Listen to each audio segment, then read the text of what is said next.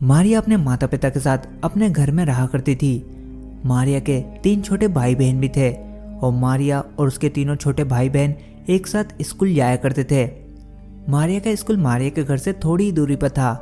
सूर्य ग्रहण के दिन रोज की तरह मारिया अपने छोटे भाई बहनों के साथ स्कूल गई, जिसके बाद उसके टीचर ने मारिया और उनकी क्लास को सूर्य ग्रहण से जुड़ी कुछ बातें बताई। क्लास खत्म होने के बाद सभी बच्चों को स्कूल की छत पर सूर्य ग्रहण दिखाने के लिए ले जाया गया, लेकिन इसमें मारिया और उसके दोनों दोस्त उनके साथ नहीं गए। वो तीनों स्कूल के नीचे मौजूद एक बंद कमरे में गए और अपने बैग से ओइजा बोर्ड निकालकर तीनों के बीच रखकर बैठ गए, जिसके बाद उन्होंने अपनी अपनी उंगली उस बोर्ड पर रख दी और अपनी आंखें बंद करके मारिया के मरे हुए बॉयफ्रेंड से संपर्क करने की कोशिश करने लगे।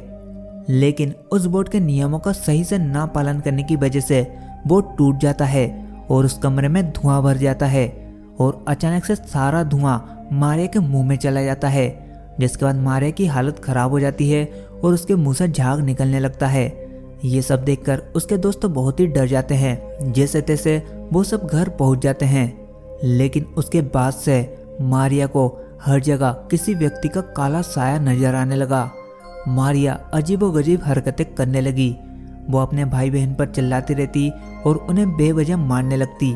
रोज रात को मारिया के माता पिता को मारिया के कमरे में से कुछ अजीबोगरीब आवाजें सुनाई देने लगी और जब मारिया के माता पिता उसके रूम में जाकर देखते तो उन्हें कुछ भी नजर नहीं आता। बस मारिया अपने कमरे में शांति से सोते हुए दिखाई देती। इसके कुछ ही दिनों बाद मारिया का स्वभाव और भी ज्यादा भयानक हो गया। इसके बाद मारिया के माता पिता उसे अस्पताल ले गए, लेकिन कोई भी डॉक्टर ये नहीं बता पा रहा था कि मारिया को क्या हुआ है।